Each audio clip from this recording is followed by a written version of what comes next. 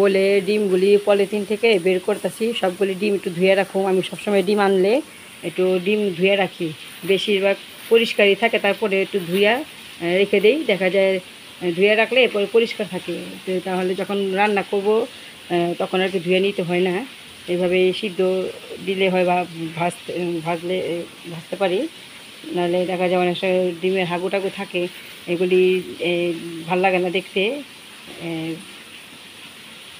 খাওয়ার জিনিসের মধ্যে এগুলি থাকলে কেমন দেখা যায়, এর জন্য একটু ধুয়ে রাখি, পরিষ্কার করে রাখি, একটু পানি সব সব দিয়ে একটু একটু 2 মিনিট ভিজিয়ে রাখি, তারপরে ধুয়ে ফেলি।